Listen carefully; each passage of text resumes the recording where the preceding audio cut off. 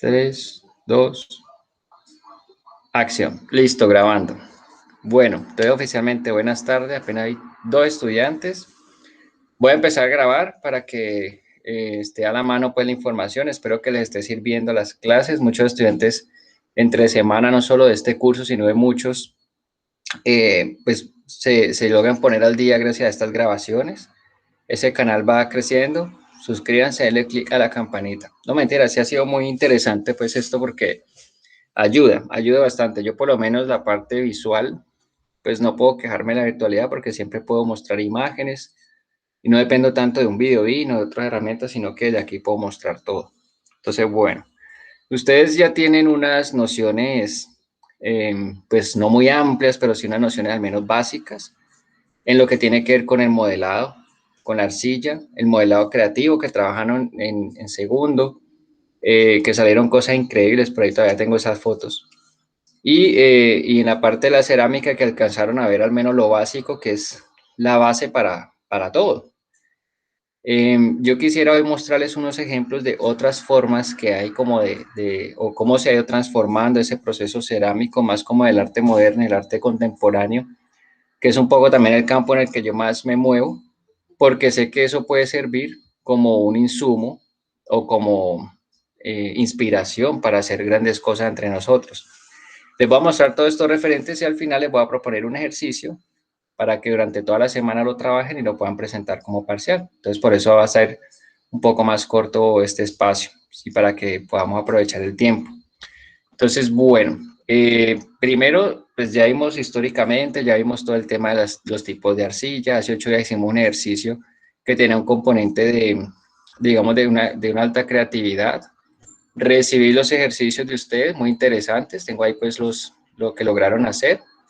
Eh, y bueno, muy complacido pues porque sé que es un grupo que siempre a nivel estético y a nivel eh, visual logra abarcar muchas cosas y en ese sentido pues nunca me han quedado mal.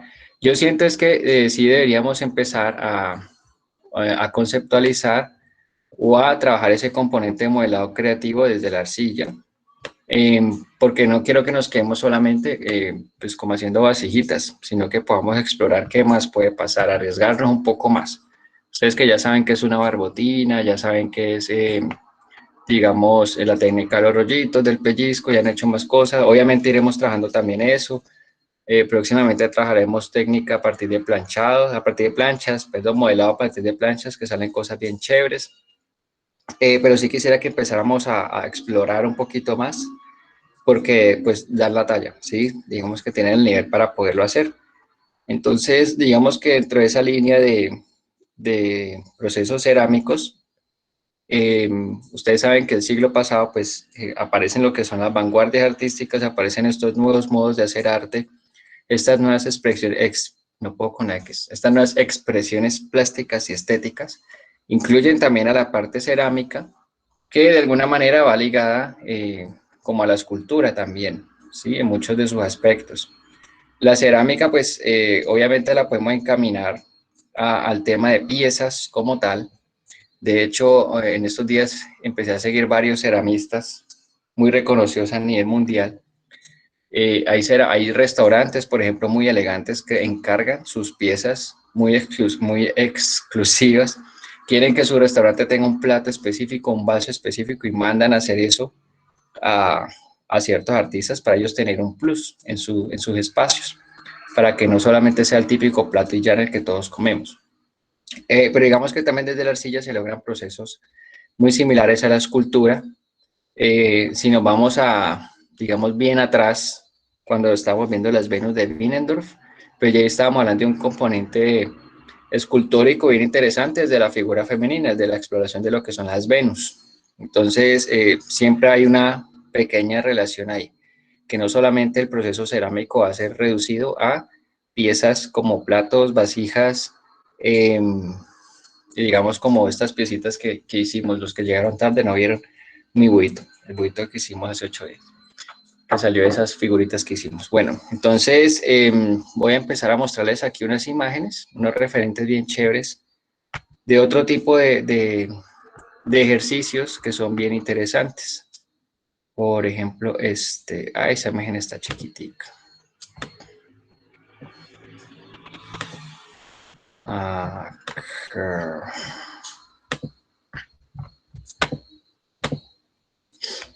Por ejemplo, miren aquí cómo el arte en cierto punto, dentro de sus movimientos, dentro de estas vanguardias, comienza a explorar mucho en ver cómo logra sintetizar, por lo menos en el caso de la pintura, sintetizar formas, sintetizar colores, y surgen movimientos cada vez mucho más simples en su apariencia, pero que pueden ser muy complejos en su elaboración. Miren que aquí se ve una figura, aparentemente un pájaro, y tiene unas geometrizaciones ahí bien interesantes. Estamos saliéndonos un poco de esta forma convencional para comenzar a explorar otro tipo de, pues digamos, como aspectos en torno al modelado. Que digamos esta pieza en arcilla debe quedar una vaina bien interesante porque tiene, digamos, unos pliegues, hay unas figuras rectas y que ayudan como a complementar una forma, que en una primera vista uno podría ver algo o otra persona puede interpretarlo como otra cosa. Miren que esa figura incluso se sostiene. Yo sigo viendo un ave, ¿sí? Y digamos que la idea es ver cómo puedo comenzar a representar con pocos elementos algo. Un ejemplo desde la pintura, que es como más el campo en que yo me muevo. Eh, por allá en, en el impresionismo, por ejemplo, René Degas, que es un impresionista que empezó a retratar bailarinas y trabajó tiza pastel bellísimo y todo este movimiento pictórico. En algún momento se fue a meter a ver a bailar las bailarinas y trataba de sintetizar esa forma, esas expresiones y ese cuerpo, ¿sí? Más adelante Kandinsky, que fue un expresionista abstracto, comenzó también a trabajar con esas bailarinas y ya las sintetizó muchísimo más, y por lo menos una bailarina haciendo, no sé los nombres de esas posturas, pero digamos que estaba haciendo un 4 con los pies, ¿sí? Como un flamenco. En vez de hacer esa figura, hacía como un triángulo y dos rayas. Y con ese triángulo y esas dos rayas trataba de sintetizar la forma de esa bailarina. Aquí pasa algo muy parecido y es como pocos elementos me pueden a mí configurar una imagen. Puede uno empezar a complementar, a configurar otro tipo de escenas, desde el modelado también. De hecho, los futuristas, que fueron otro movimiento de vanguardia, lograron hacer pues varias cosas interesantes también en este aspecto. Y digamos, que dejaron pues un legado bien interesante en eso, donde el futurismo siempre está hablando de movimiento. Esta imagen pues no tiene tanto movimiento, pero sí tiene una geometrización, es más como cubista, desde este juego de perspectivas que hay. Esto ya es algo mucho más moderno. Este artista se llama Ron Mueck, no sé si lo han visto en alguna ocasión, y este artista tiene algo bien interesante y es el tema del hiperrealismo. También se da esta tendencia por allá en los años 40-50 con el hiperrealismo y se trata básicamente de hacer lo más parecido a la realidad posible las cosas. Tanto en la pintura, cuando empiezan a tratar de dibujar fotografías enteras, con Chuck Close y todos estos artistas de Nueva York que comienzan con el hiperrealismo. En escultura, pues obviamente también la tendencia se empapa, se logra colar, como todo movimiento cultural y artístico, empieza a meterse en todos los lenguajes que hay. La danza, la escritura, la música, todo. Y digamos que el hiperrealismo surge como una especie de protesta, o sí, como algo muy contestatario al hecho de que todo se está volviendo muy abstracto. El expresionismo abstracto estaba como en su auge, en su boom, en su momento más álgido, y los hiperrealistas dicen como que, ok, está chévere la abstracción de la pintura, pero hasta qué punto también es bueno retomar la forma, retomar lo que se conoce, lo que se puede percibir, y comienzan a jugar con esto de captar la realidad muchísimo, con muchísimo, muchísimo detalle, una hiperrealidad. Por eso se llama hiperrealismo. Saben que lo que tiene hiper es porque es por encima, ¿cierto? Y bueno, y él hace estas vainas, a pesar de que son figuras muy realistas, pues les cambia su tamaño, lo cual genera otro impacto. Esto por lo menos pues es un bebé. Y es muy curioso ese proceso de elaboración de él. Sería chévere que buscara a Ron Mueck en video, porque pues es el taller y es colocar el pelito por pelito, casi que el poro, Miren ahí esos rasgos de la cara, o sea, es un recién nacido, no hay forma de pasar por alto este tipo de esculturas. Además que a veces en las ciudades digamos, tienen como hábito estar exhibiendo obras, pues es muy loco uno ir por la calle, un momento a otro ver un bebé así de gigante en, no sé, en la plaza, como si aquí en Cali, en el Boulevard del Río, apareciera una vaina de estas, de la nada, ¿sí? Acompañando a las gatas. Entonces es también pensarse eso, ¿no? Cómo el tamaño logra decodificar otras lecturas, logra generar otro tipo de sensaciones. Ron Mueck es uno de los más reconocidos, digamos, en esto del hiperrealismo, en su escultura, por la talla, ¿no? Por el calibre de sus trabajos.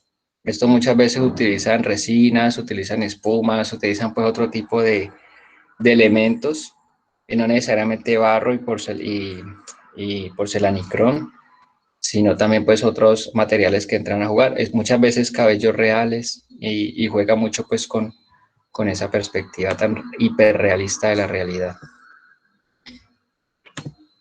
Acá. Este es un artista muy interesante, no sé si lo han visto, de la escultura, no sé estas imágenes porque están tan borrosas. Se llama Giacometti y Giacometti lo que hace es comenzar a explorar ese cuerpo.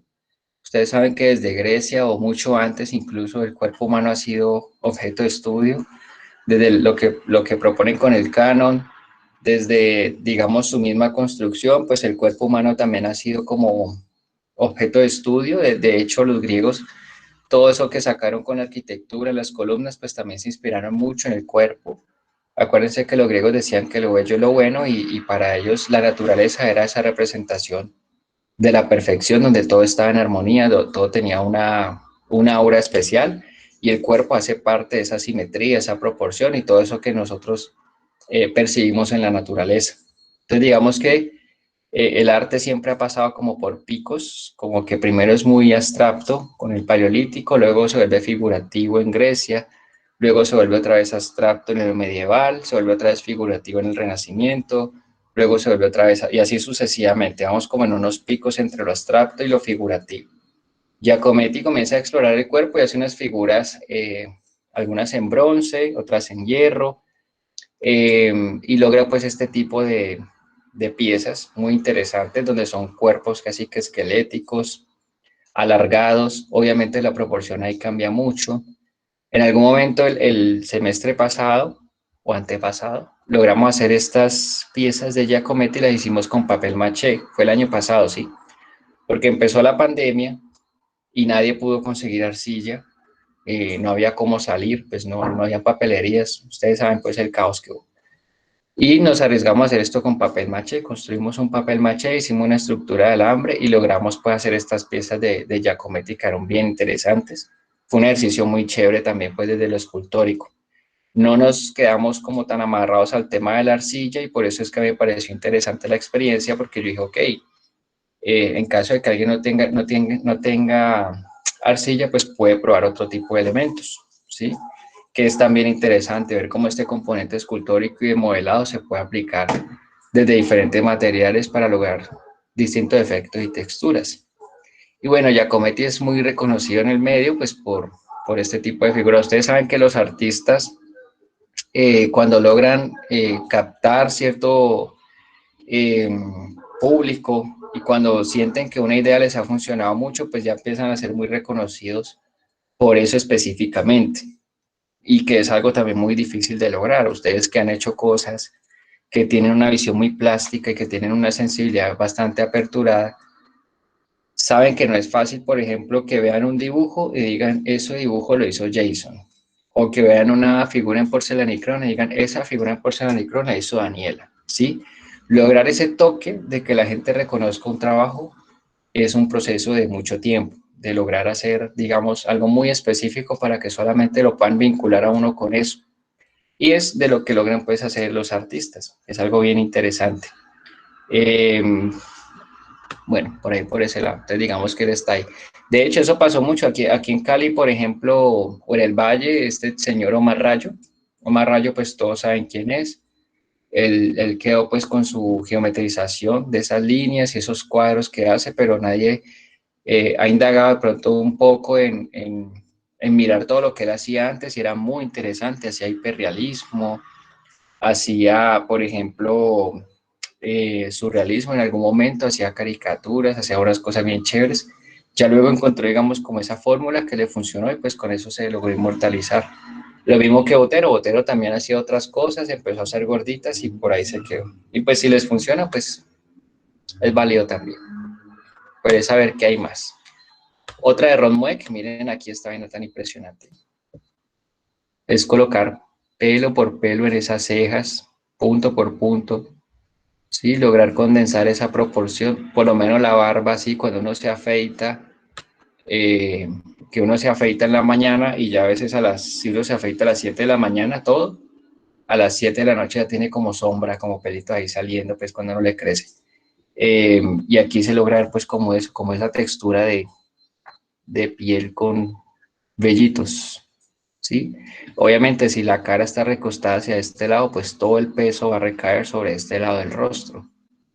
Y bueno, esto también es gigante. Entonces es bien interesante. Hay muchos escultores que han jugado con eso. En estos días vi una ballena, una escultura de una ballena que estaba en la orilla de un mar.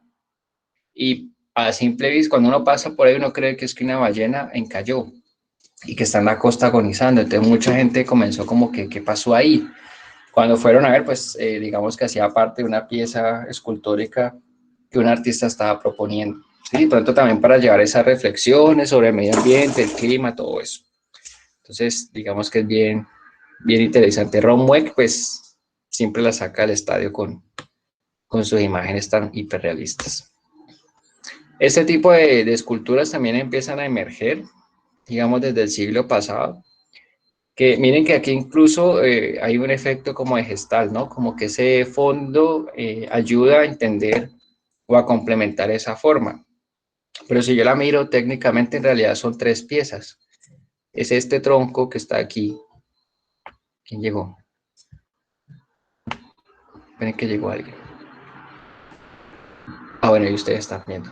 Es ese tronco que está en la mitad y son esas dos manos. En realidad son tres piezas que están dispuestas de tal manera que da la sensación de que él está brotando de ahí. Además que está súper bien hecha, pues no es cualquier, eh, digamos, cualquier cosa ahí elaborada al azar, sino que ya hay un trabajo pues de cuerpo humano, se ven los músculos, se ve el abdomen, se ve el pecho, se ve ese gesto de apertura hacia arriba y esas manos abiertas.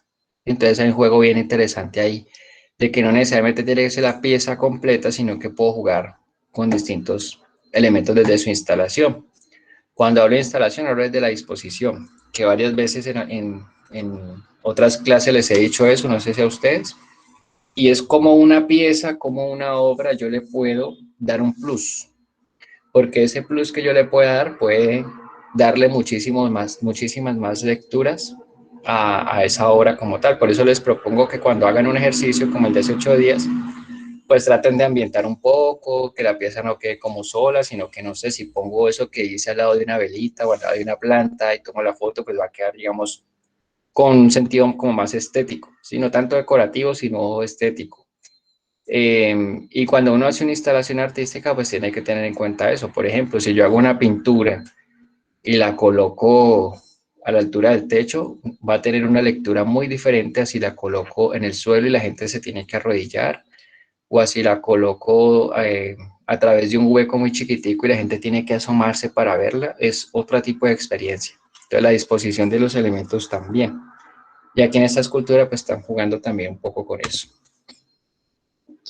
Este señor me parece muy chévere, se llama Peter Lubash, y Peter Lubash incluso tiene un Instagram, ahí lo pueden seguir, tiene muchas de estas piezas y son piezas que ya juegan con algo muy orgánico. A mí me parece muy chévere cuando desde el modelado, en especial con estas esculturas 3D y con todo esto que tanto material que hay ahora, marmolina, yeso, bueno, de todo, eh, lograr como ese tipo de esencia, lo que hablábamos ahora, como que esa esencia del arte no se pierda y se logren pues, hacer como cosas reconocibles, cosas agradables. Son figuras muy orgánicas, como ven ahí, no son, digamos, tan rígidas, no tienen un volumen muy marcado. pero pues son muy frescas también. Parecieran como si estuvieran hechas por niños, pero en realidad pues tienen un trabajo de diseño, es como un estilo personal, como un sello que tiene él en sus obras. Es un artista más bien reciente, lo he estado siguiendo desde hace un par de años y me parece muy interesante su trabajo y me gusta pues ponerlo también como un referente. Hay mucho ceramista ahora bueno, digamos que esto de la cerámica también no necesariamente uno tiene que tener un horno, uno puede trabajar sus piezas en casa perfectamente y luego acudir a un taller o a un lugar, un espacio donde tengan los hornos adecuados para uno poder hacer estas quemas, ¿sí? Otra de Peter Luash, miren acá, tan interesante esto. Es el símbolo del infinito, está replicado 2 veces.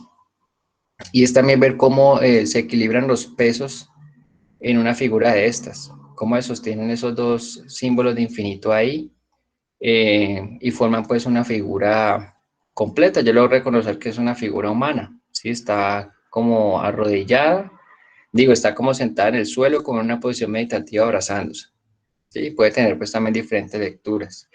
Me parece muy chévere cuando la arcilla o cuando el barro o el modelado se lleva como a estas posibilidades de figuras frescas, de figuras como, eh, digamos, muy refrescantes pues a la vista, como que no se queden lo mismo. Yo siento que el arte cada vez tiene que explorar y mirar y jugar también. Yo siento que se trata de jugar. De hecho, anoche en Didáctica estábamos leyendo un libro donde precisamente hablan de eso, la mente que juega. Y la mente que juega es esa mente que se permite explorar y en esa exploración pues surge la técnica. Si uno se pone a ver muchas de las cosas que nosotros sabemos cómo surgieron, pues de tanto hacerle y cómo se le hizo tantas veces, pues jugando. Yo un día estaba dibujando con carbón y de pronto me di cuenta que ese carbón si lo hago más delgado se hace más interesante el trazo, luego que si el carbón tiene otro tipo de pigmento pinta de otro color, y así sucesivamente hasta que llegamos al óleo, a la acuarela, al pincel, a todos los elementos que nosotros utilizamos hoy en día para culminar una obra artística, ¿sí? Chicos, chicas, no sé si estoy hablando mucho, si están ahí, los dormí, yo empiezo a hablar y me riego. Aquí estamos, profe. Está súper Ah, interesante. bueno, ok, listo. Esta hora que da sueño y yo estoy full despierta. Ah, bueno, me alegra escuchar Presente. esto. Esta es la hora zombie, ¿no? Ya aquí se empieza a sentir el low battery de toda la semana uno dándole. Bueno, aquí voy a mostrarles, incluso hay unas esculturas con papel, que es una vaina increíble. Es un artista que apila, utiliza, ¿cómo dice? Bueno, hojas de resma para que entendamos mejor, papel bond. Así muchos papel bond apilados, como decir unas, no sé, unas 100 resmas puestas una encima de la otra, y comienza a modelar ahí, buscando una figura, un patrón, y a partir de ahí, pues, propone una serie de figuras que además son móviles. Entonces, miremos esto que es bien chévere. A ver, les comparto acá.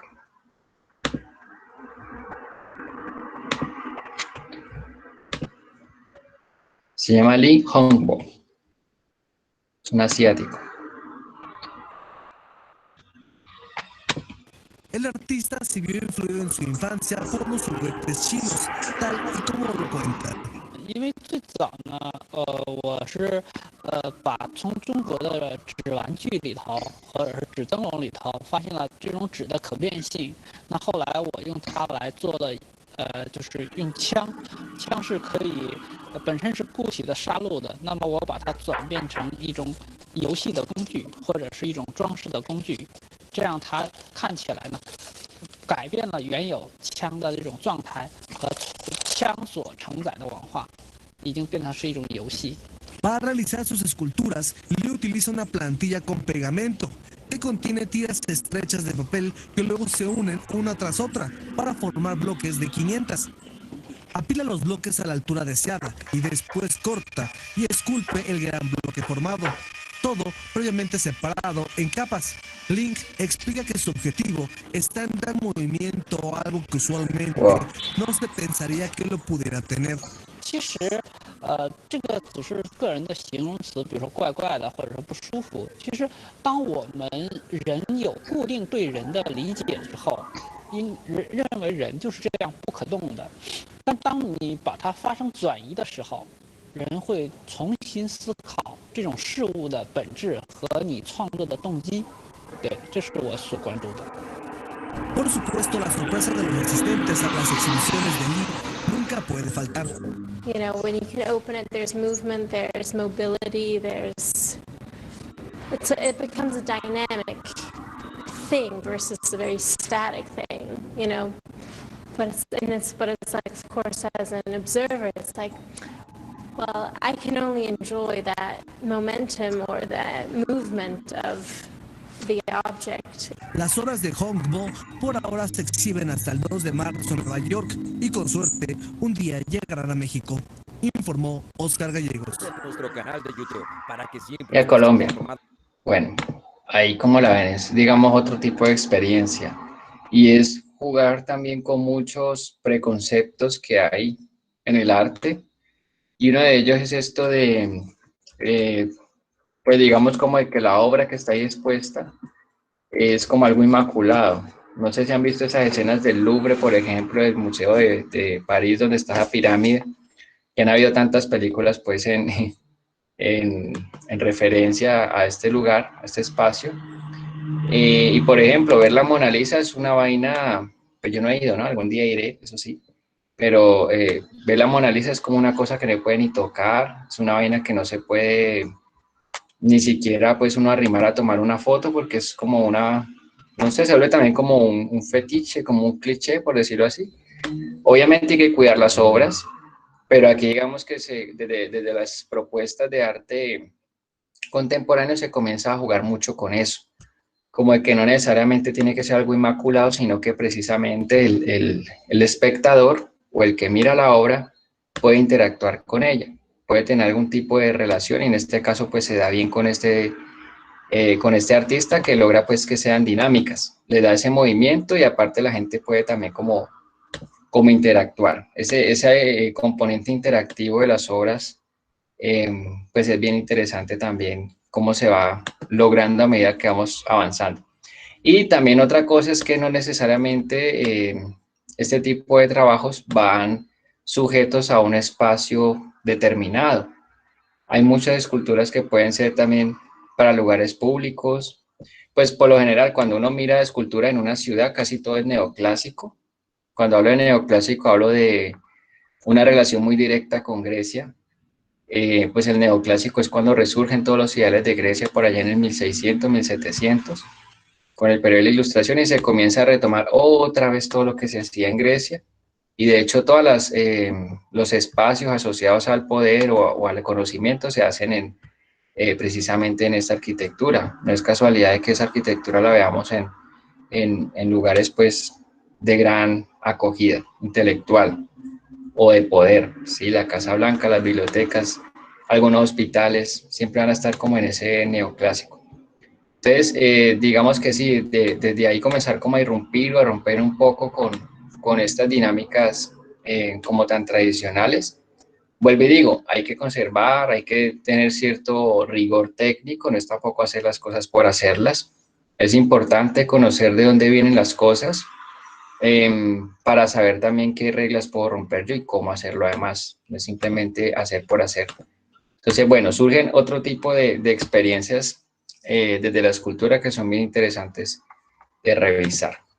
Esas del papel me parecen geniales, chévere, me gustaría aprender a hacer eso. Acá les voy a mostrar cómo esa parte conceptual también se empieza a ver. Ustedes saben que cuando uno habla de arte conceptual, habla en pocos elementos, uno lograr condensar ideas muy grandes o ideas muy fijas. Un ejemplo, no sé si en algún momento lo hemos hecho, pero que yo un día les pueda dar una palabra y que ustedes con esa palabra puedan jugar a crear cosas. Por ejemplo, no sé, transformación. Y que ustedes con la palabra transformación, yo sé que a más de uno ya se le ocurrió una mariposa, entonces eso sería lo que no hay que hacer. Habría que pensarse cómo puedo yo jugar con la transformación y qué elementos pudiera yo utilizar para utilizarlo, ¿sí? Para utilizarlo, no para representarlo. Es decir, se me ocurre, con transformación, las cenizas. Utilizar las cenizas como ¿cómo se dice? Como un insumo para pintar o para rellenar un cuadro o para hacer algo, podría ser muy interesante. Estaría hablando de un proceso de transformación.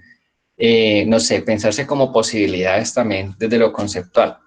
En el arte conceptual a veces pesa mucho más la idea que el mismo objeto en sí, o ese proceso pesa mucho más que el mismo resultado.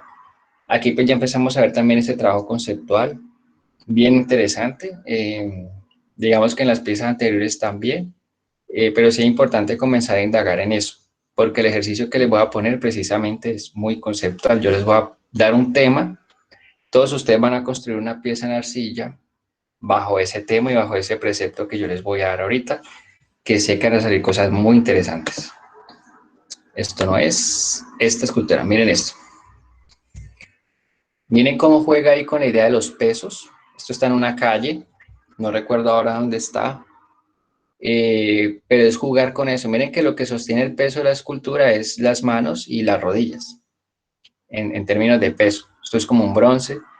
Y el pájaro pues está como decorativo, pero la imagen le genera a uno esas, o sea, le cambia a uno esas sensaciones de peso.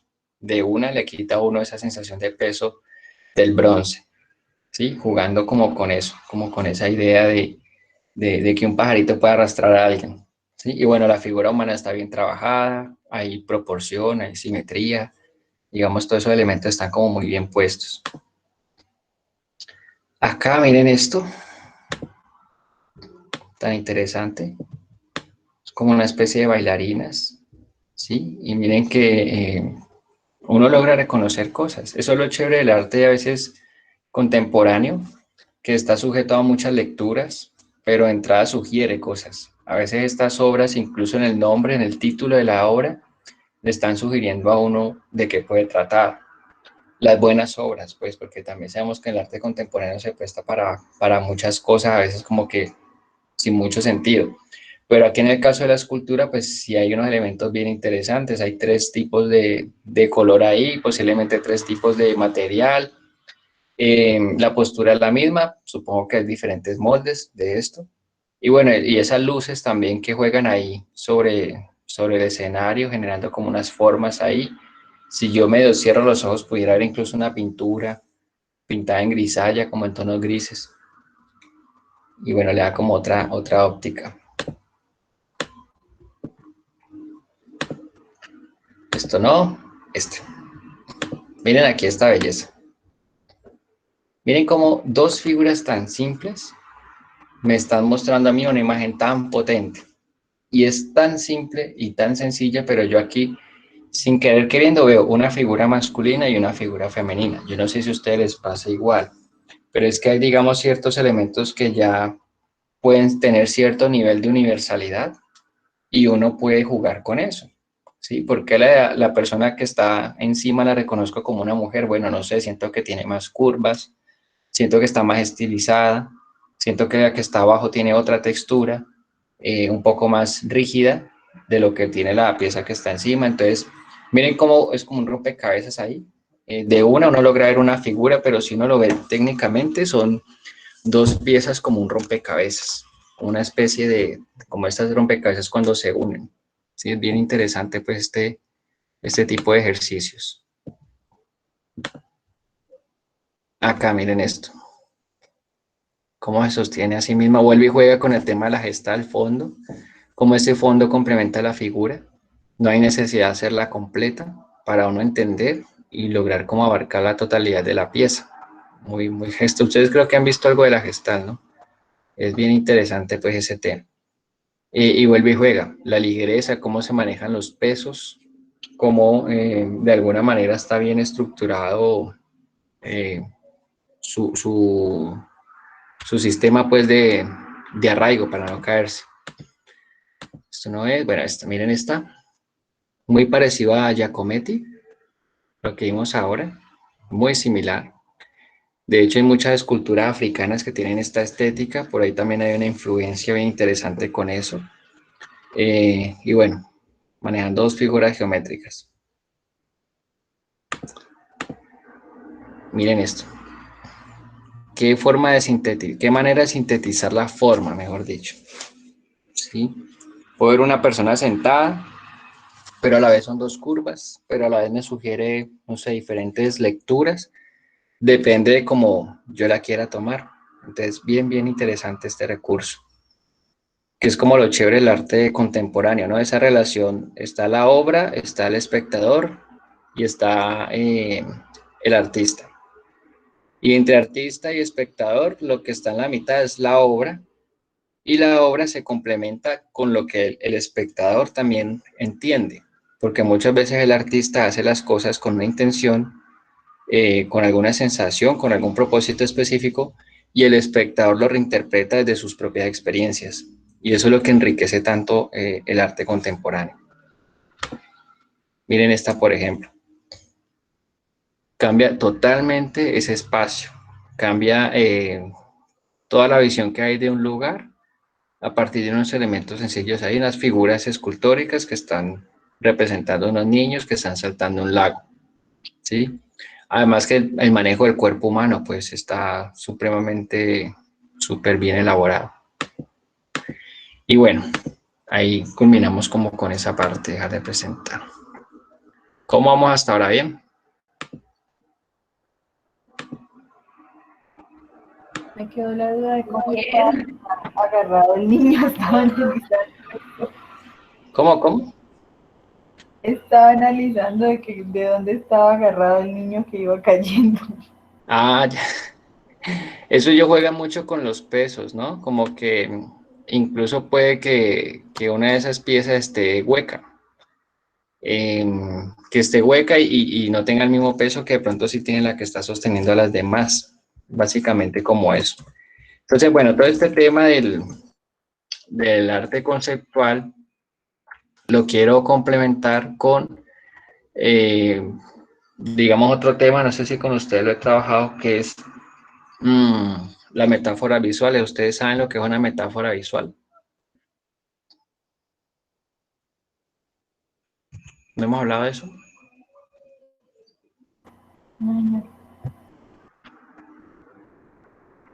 No. Bueno, vamos a ver aquí unas imágenes para hablarles un poco de esto del concepto y ya proponerles pues la actividad para que hagamos el ejercicio, lo tengamos pues presente. Bueno, miren acá. ¿Esto ya lo había mostrado o no?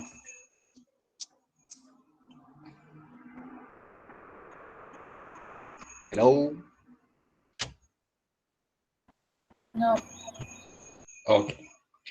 Bueno, cuando yo hablo de metáfora, una metáfora es en literatura cuando yo utilizo palabras de cierta manera que yo pueda decir cosas sin ser explícito. Me explico, cuando dicen la noche es joven, eso es una metáfora. ¿Una metáfora de qué? Que está temprano, ¿sí? No sé, muchas metáforas como con relación a la muerte, a la vida, en el mismo amor, ¿sí? Entonces digamos que las metáforas son recursos literarios que yo utilizo más que todo como en el tema de la poesía, en lo poético. Una metáfora en literatura es eso, utilizar el lenguaje de tal manera que yo pueda disfrazar cosas o decir cosas no tan evidentemente, que es lo lindo del arte, no ser tan evidente, ¿sí? Buscar esa poética, ese recurso que me permite el arte para decir otras cosas con otras miradas. Y esto es una metáfora visual, pues aquí en esta metáfora visual ya es utilizar la imagen de tal manera que yo pueda ver muchas cosas, muchos elementos sin ser evidente. Aquí yo pudiera estar hablando de qué, pudiera estar hablando de autoestima, pudiera estar hablando de bulimia, pudiera estar hablando de la percepción de uno mismo, solamente con tres elementos que es dos manzanas y un espejo, ¿sí? Y ya aquí configuro una cantidad de información que me sirve a mí para interpretar muchas cosas a partir de lo que estoy mirando. Esta, por ejemplo, me parece muy interesante y tiene también un tinte muy, filosófico, diría yo. Esta obra es de René Magritte, es un surrealista. Ustedes saben que el surrealismo es una vaina loca, pues, de trabajar el inconsciente y todo esto. Y René Magritte es un artista muy serio, es como muy, eh, pues muy conceptual y muy pensante, ¿sí? A diferencia un poco de Dalí, que sí era más chaucero. Aquí digamos que lo que él pone en cuestión es esto de si lo que yo pinto es lo que yo estoy viendo de la realidad o lo que yo interpreto de la realidad o pinto lo que es. Es un poco ese juego, ¿no? Y eso también sería una metáfora visual. En el cine también se utilizan muchísimas metáforas visuales con ciertas escenas. Cuando veamos realización audiovisual, pues van a ver muchos ejemplos que tengo con este tema de la metáfora visual, porque es algo que a mí me interesa mucho. Todo ese manejo del simbolismo, todas esas imágenes arquetípicas, que en algún momento hablaremos de eso, y cómo esto configura, pues, incluso en la filosofía. Esto es muy existencialista, diría yo, como lo era Magritte. Acá también hay muchas metáforas visuales.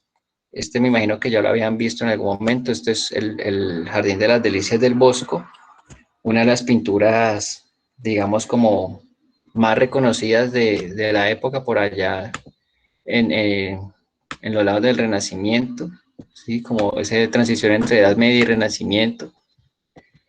Y miren, primero es una de las pinturas con más personas pintadas en su cuadro. Hay más, pero esta es una como de las primeras que se atrevió a pintar tantas personas dentro de un cuadro. Segundo, es un tríptico. Un tríptico, o sea, son 3 escenas. Es un cuadro que se parte en 3. Muy diferente del tríptico que ahora nos pintan, ¿no? Que es como una fruta partida en 3 y ya, y la complementan. Este es un tríptico en su concepto como debería ser, y tiene 3 escenas, y las escenas son una especie de, pues aquí hay unas imágenes que ya son arquetipos, y no hay necesidad de mencionarlas porque todo el mundo las puede reconocer, ¿sí? Ya eso es universal. Crea uno, no crea uno, lo que sea, son imágenes arquetípicas y universales. Y una imagen arquetípica es una imagen que en todas las culturas existe. Todas las culturas tienen una virgen, todas las culturas tienen un diablo, todas las culturas tienen un sabio, todas las culturas tienen una bruja, un mago, un loco, bueno, eso se repite y es el mismo tarot hablando, ¿no? Aquí entonces está el paraíso, lo que sería una representación del paraíso. Miren, por ejemplo, esto tan curioso, esto es como medio marítimo, parecen como arrecifes, como unos colores ahí todos suaves. Acá pues lo que serían como los primeros seres humanos, aquí unos animales, sería pues el paraíso, aquí estaría la tierra, miren esa cantidad de gente, ¿sí? Todos desnudos, hay unas escenas muy locas, a mí por lo menos me inquieta cada que acerco esta imagen, por lo menos aquí, ¿sí? Esta persona abrazando este búho, y aquí hay como gente cabalgando patos, pájaros. Esto sí es como un indicio de surrealismo. Miren que el surrealismo se da en los años 50, 30, del 30 al 50 más o menos, y esto es por allá en 1500, o sea, hay una lejanía abismal y sin embargo ya se estaba concibiendo este tipo de escenas. Este cuadro es muy icónico, de hecho aquí no está tan nítido, aquí se ve una persona en un pez volador. De hecho, este cuadro está animado en YouTube, lo han hecho animado y tiene unas representaciones bien chéveres ahí. Bueno, aquí más gente, otra vez esta arquitectura como medio de ostra. Más gente por acá. Mira, que hay gente como con una burbuja, como con una sombrilla, ¿sí? Muy curioso. De pronto defendiéndose del coronavirus. Acá otra persona, 2 personas con otro búho. El búho en diferentes culturas representa como lo oculto, también como la sabiduría o como, digamos, una figura de mucho misticismo. Acá, miren, este sería el infierno. Por la época también se escribe la Divina Comedia y ustedes saben que es un libro donde, no sé si lo han leído, narran como el descenso al infierno y lo describen como 7 aros, y cada aro lo escriben y hablan del purgatorio. Bueno, hablan de un poco de cosas que hasta el momento nadie se había atrevido a hablar, y por eso fue un libro como tan polémico también en su época. Miren esto aquí, sí es una cosa loca, bizarra. Un conejo como comiéndose unos pies, una señora con un dado en la cabeza. Aquí hay un pájaro comiéndose una pierna. Aquí hay como un ser atormentando a este. Aquí aparece algo muy curioso, y es que el Bosco se pinta a sí mismo aquí. Este es como él. Está aquí y su cuerpo está como una especie de estructura que están construyendo o destruyendo, no sé. Aquí hay como unas llaves. Aquí hay una connotación bien erótica, pues como haciendo una simbología del falo. Esas dos orejas ahí. Y bueno, acá la destrucción total, pues es un cuadro lleno de mucho simbolismo. Y ese simbolismo es importante para conceptualizar. Este cuadro, para que lo estamos viendo pixelado en un computador, pero esto es una cosa gigante que yo imagino que verlo en vivo debe ser una vaina bellísima. Este cuadro sigue rodando por ahí en Europa. Hay libros donde la calidad de la imagen está muy buena, o hay imágenes que uno logra conseguir en internet. A veces pagas que, digamos, uno puede acercarse hasta allá, hasta el fondo, y logra ver casi que el trazo del pintor. Pero es un cuadro bien interesante. No sé qué les parece. Es bien curioso. Aquí también otra metáfora visual que tiene un tinte muy existencialista. Ahí sí pronuncié bien la X, existencialista.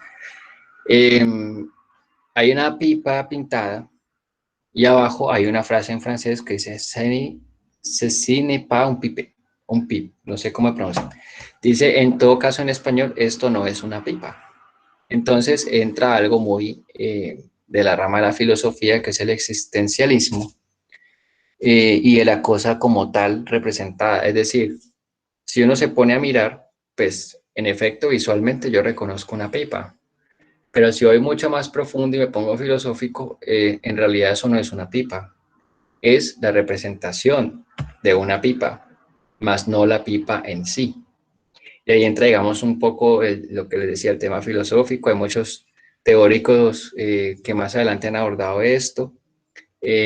No recuerdo cómo es que se llama Wittgenstein, que dice como que si yo digo un elefante, ese elefante ya está aquí.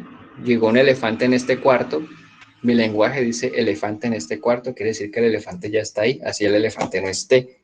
Bueno, es un terreno de la filosofía y de la estética también. Pero el punto es que maneja esta parte conceptual. Si él hubiera pintado solo la pipa, va y viene. Es una pintura súper bien hecha, se logra ver la textura, la madera, el brillo. Sencillo, ¿cierto? Ustedes pudieran hacer esa pipa también. Pero cuando le pone esto no es una pipa, ya le da un plus.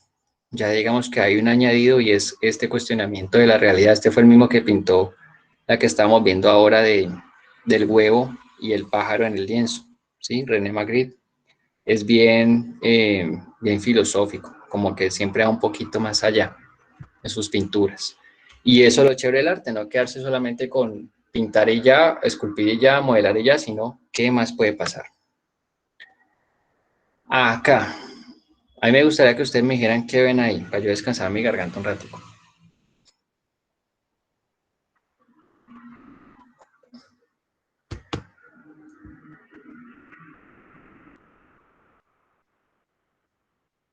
¿Nadie? Voy a gritar. Arcoíris, pero no en forma de arcoíris, sino ay, el reflejo que se da cuando uno coloca un vidrio al sol, ¿no lo ha visto? Algo así. Ok. Bueno, pues primero miremos aquí varias cosas. Esto está en un contexto de museo, ¿no? Miren aquí. Se ven los cuadros, aquí yo pongo las pinturas como barrocas, la gente está ahí viendo, En una primera mirada, uno logra ver como que esto es un arcoíris, sí, efectivamente, pero después uno mira esa forma y uno dice, ok, esa luz cómo la pusieron para que el arcoíris se viera como con cierto contorno y con cierto giro, como un remolino, ¿cierto? Y después uno comienza a investigar un poco más la obra y se da cuenta que esto es un artista mexicano que se llama Gabriel, que hizo este arco iris es una instalación artística, ¿no? Está la categoría que yo les decía que es instalación artística, que es con cosas, con objetos. Y el man lo que hace es, con hilos, teje un arco iris. La parte de arriba, desde arriba hasta abajo, teje hilos de tal manera de que genera una sensación como de bruma, como si uno pudiera traspasar eso, de verdad parece luz. Y pues le da cierta transparencia. Miren que a través de ese arco iris yo logro ver gente atrás. Obviamente, ese orden en el que están los colores de una lo va a remitir a uno al arco iris. Entonces es algo bien interesante.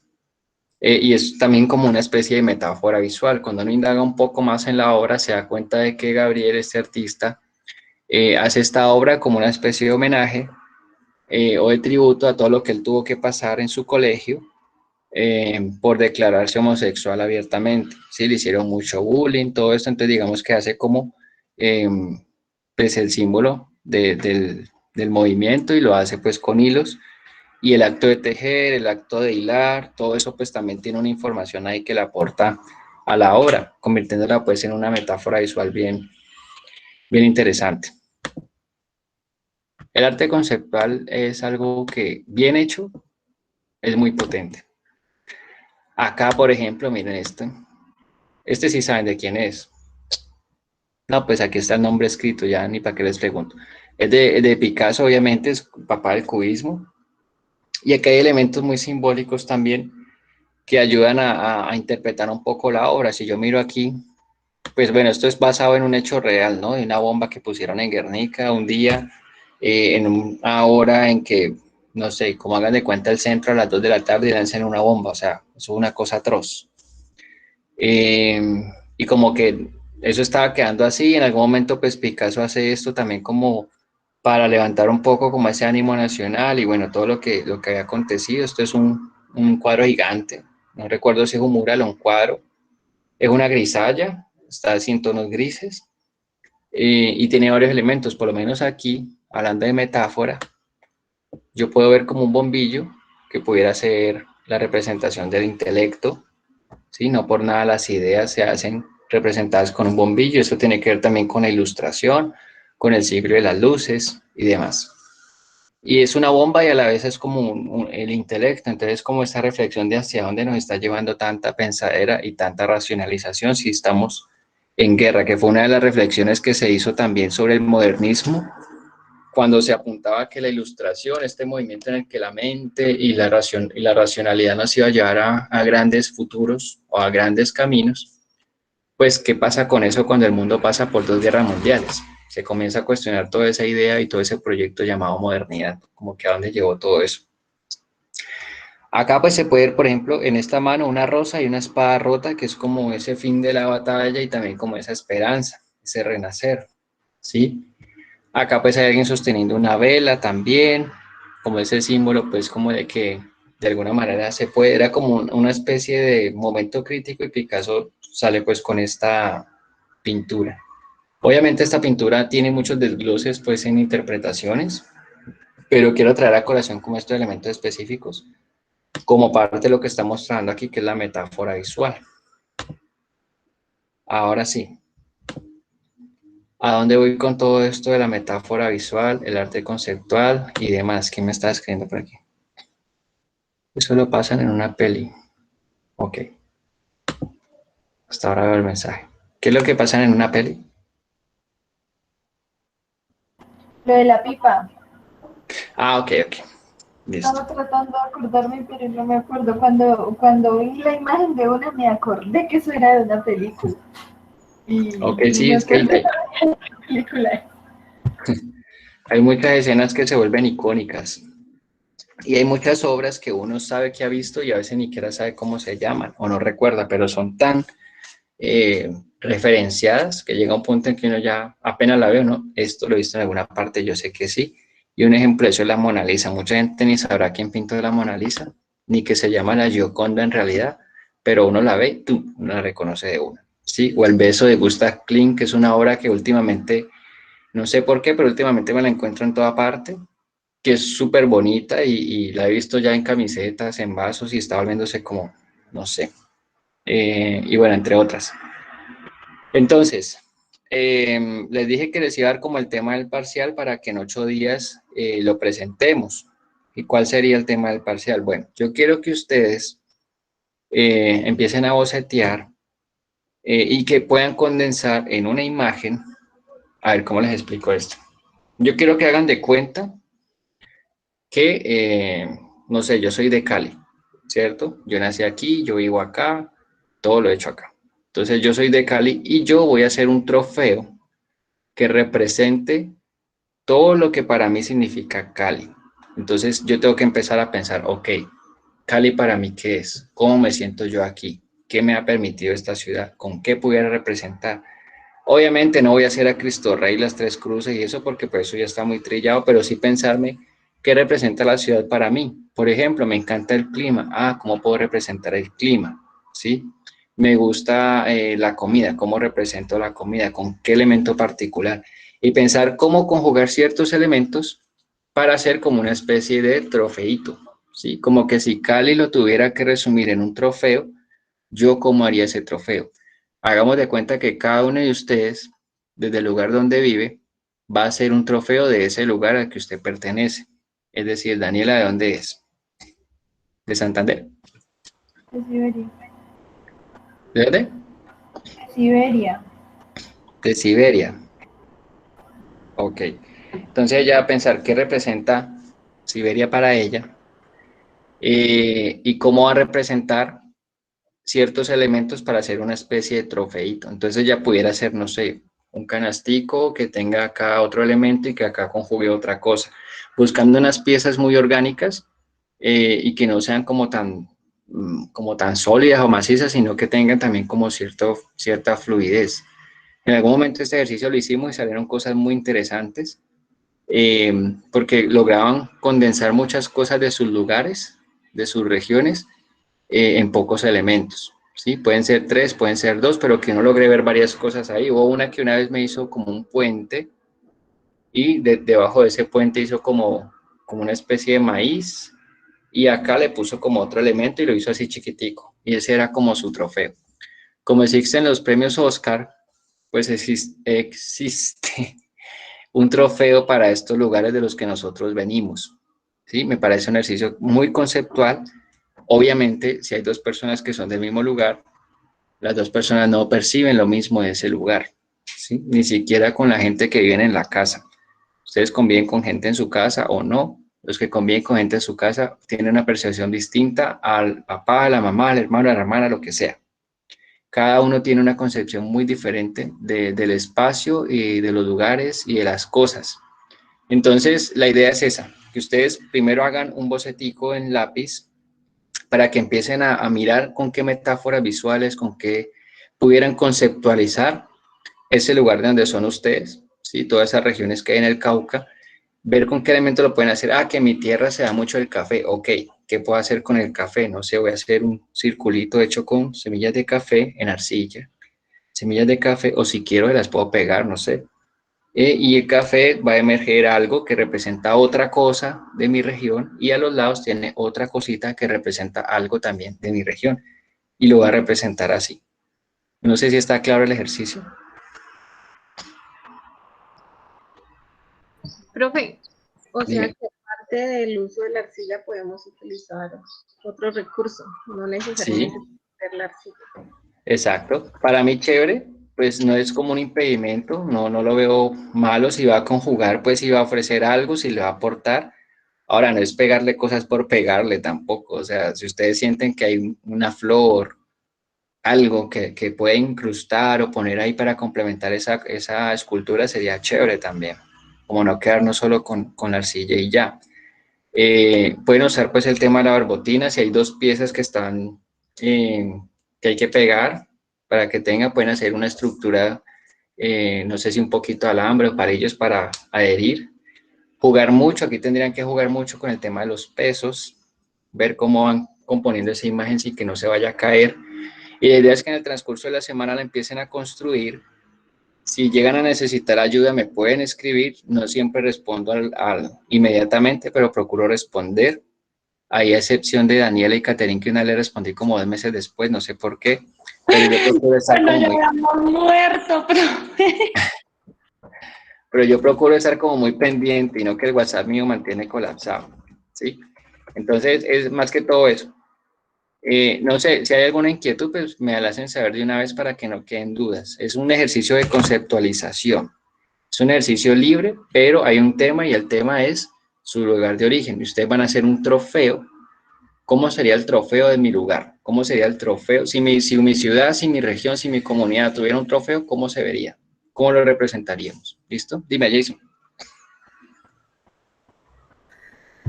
Profe, el tamaño de esa figura, ¿qué tanto? Tamaño, ¿Qué tanto? yo sugiero, a ver, este budito no, esto tiene como 6 centímetros. Yo le sugiero, no sé, de 9 a 12 centímetros. Tampoco vamos a hacer algo muy grande porque no sabemos si se pueda sostener.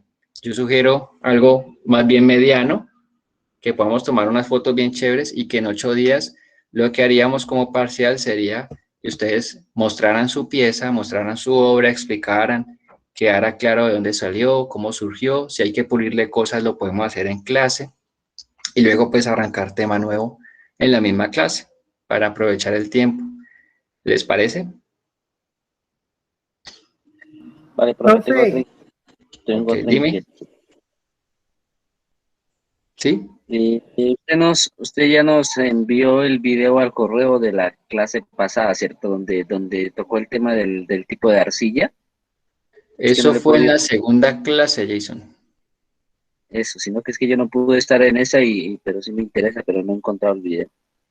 Ok, voy a apuntar aquí entonces para buscar. Yo me parece que yo los he mandado. Si no mando alguno, me dicen, porque puede que me confunda y lo mande al otro, pero yo todo lo he tenido, he guardado todas las clases, he estado como organizado con eso. Entonces voy a buscarla, buscar clase y se las mando. ¿Listo? Me recuerdas, porque todo eso lo tengo grabado y casi que todo está montado en YouTube.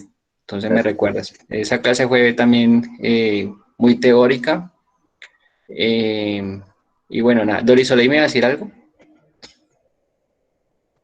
Es una pregunta que tenía, profe, que le iba a Dime. de la cerámica falsa. ¿A qué? No te escuché. Que una pregunta que tenía por hacerle, que qué opina usted de la cerámica falsa. La cerámica falsa, pues no sé, yo siento que digamos todo proceso creativo tiene un rigor, un saber y un conocimiento. Eso también para mí es como cuando uno va a Home Center y ve, y ve unas pinturas, que es la misma pintura, así, una detrás de otra, como en serie, como si a todo el mundo le gusta lo mismo. Ese tipo de cosas a veces me chocan un poco y eso tiene que ver con lo de la reproductibilidad técnica, que es un tema bien interesante y tiene que ver con la industrialización y con esos procesos en los que una cosa se hace en masa. Pierde un poquito digamos, de lo que decían los griegos hablaban de la virtud, y la virtud para los griegos era como cada cosita tenía una función específica, un valor y aportaba algo. Por ejemplo, una chimenea falsa no tiene nada de virtud, porque ni siquiera calienta, ni siquiera cumple su propósito y su función. Entonces, ese tipo de cosas, pues uno como artista siente como cierto recelo, porque pues no es lo mismo uno sentarse a pintar, no sé, el bodegón para alguien que encargó a ir a un almacén y encontrar así todo digamos, en serie, igualito. Igual con la ropa, ¿sí? La ropa, digamos que yo no lo doy tantamente porque uno se pone las vainas y ya, pero que hay una camiseta que es que hacen 1000 camisetas, entonces 1000 personas tienen lo mismo y se ven igual. O sí, hay muchos elementos en cerámica también, hay muchas piezas que ya están haciendo que se vuelven muy repetitivas. Entonces siento que si uno sabe hacer y si uno lo puede hacer, chévere. Esta mañana por lo menos con el semestre cuarto, estábamos haciendo como unos azucareros.